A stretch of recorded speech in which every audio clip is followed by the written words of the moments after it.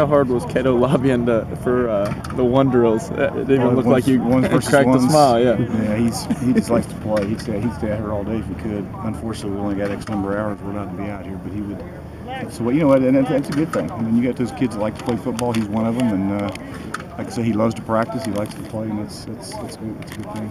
Sort of him taking that leadership role a step further too. I mean, if he's doing that out in spring, you know he's going to do that in the fall. Well, he's done a good job. He's starting. One thing we felt all along, he's got to continue to grow as a quarterback, and that's all part of it. And up to this point, he's done a great job of maturing and understanding what we expect of him, not only as leader of that offense, but off the field and all those type of things too. He's done a good job of that. So, what you think about the first day of full pads? I thought there's some good. You just like I say, you kind of. As a head coach, you're not ever satisfied walking off because either the defense plays pretty well or the offense. But I thought there was some, good effort. I thought they weren't afraid to put their face in there, and we got a lot of things, to get corrected and a lot of things to get better at. But that offensive line, I think they're starting to come. I mean, I also saw some good things not only in the herd drill there at the beginning of practice, but they're getting hats on the right people and blocking pretty well at times.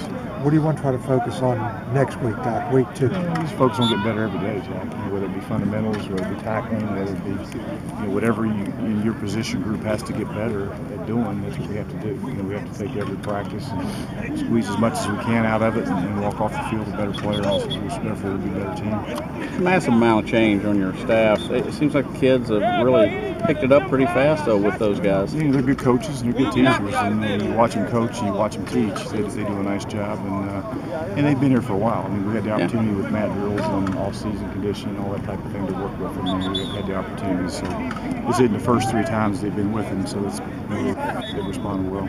Talk about having Coach Furry here, former NFLer, sort of lead these guys in the right direction. Well, I mean, he's gains immediate respect because of what he's accomplished. He's successful at everything he's done, from a player to a coach to everything he's been. He's had great, success everywhere he's been, and there's not a greater role model than what he is to these kids. And it's great to have him here.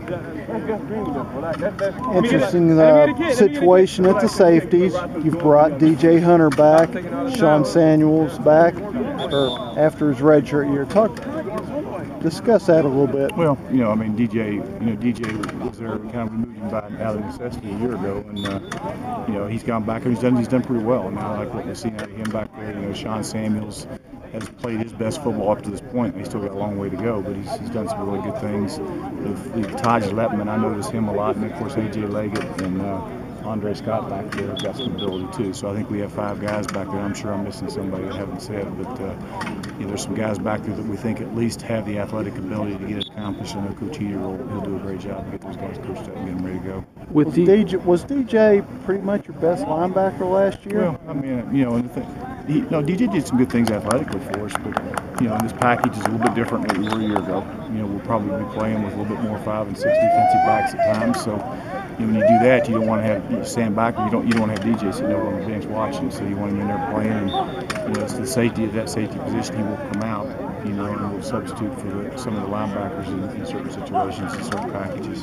And how much do you think his linebacker work is going to help his safety work this year? It's going to help him as far as his physicalness is concerned, and he's still a linebacker at times when you watch out there. I mean, just because he's got a strong safety beside his name, I mean, he's going to get dropped down into that box quite a bit. He's playing the same thing he played a year ago. So that experience he had playing in the box is going to be valuable because he's going to be there at times this year from the safety position. About the offensive line, what like them growing, where have they improved the most? Number one, they're just more physical, stronger, more mature everything around. I think we only have, if you look at our football team, that offensive line right there, I think Schooler is the only guy on offense, and you guys can correct me if I'm wrong, that was here when I got here. He's been here more than 3 years. He's the only player that's here from prior to me getting here. So I've only been here 3 years. So Schooler's it. And then you look over on the defense, maybe Pack. There's like 2 players on this football team that have been here more than 3 years. So really not even 3 years because we're talking when the recruits came in. So just being around here for 3 years, those guys at least have got 3 years worth of experience, and they're starting to grow up. And I like what I see. I like, of course, Alex Miraball's done a tremendous job with him, and he coaches them hard, and they've got great respect for him. You've said a lot of good things about Tureen. And now he finally gets his shot at getting on the field. What have you seen so far? The little bit that you've seen that you liked, and what do you hope to see from him? Well, what I've seen out of Tureen, he's got the ability to play. And now, you know, when you start putting everything in, you start to think a little bit. And the one thing I do know about players is when they're thinking, they don't play fast. And he's only doing that for the third day when you start to put the pads on, those bullets start to fly a little faster. But I noticed him here today too. He does. He's got the athletic ability to get it done. He'll just get. I think you'll see him grow as a player as the spring goes along. Every day he's going to come out and better. And there's a little bit on all the guys like Tyndall, the guys from Penn State. I mean, it's their first day in pads, first day out on the system. No question. And you know, like I say, things are happening fast out there right now, especially with us offensively. I mean, you know, we go so fast at times, and we're scheduled things throughout practice where we're not as fast at times, but there are periods where we line up and go extremely fast. And there's a lot. It's, you know, not only our people struggle with it at times, but defenses throughout, you know, even a year ago. But that's all good because we're going to see the same things against people who play. With the running backs, you said that you really want to kind of be able to switch tempo and be able to get that yard when you need that yard. And it seems that a lot of these guys like Stu and Grooms, they're I wouldn't say they're kind of lighter. You don't have they aren't like the power back type.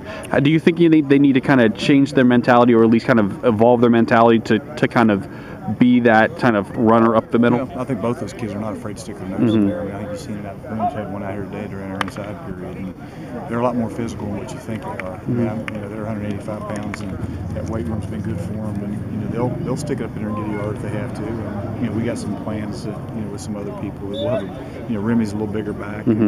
Talaferro's, you know, I'm not concerned about how short they are. You know, I'm concerned about how physical and strong and all that. And those guys, they can go get a yard when they have to. And that's the other thing about the running backs. I mean, in the beginning of last season, you talked about their depth, but then when you go through the whole season, you see that depth, you know, in person. Especially like, you know, when S-Ray gets, you know, 150 some yards against East Carolina, and he's essentially your fourth running back.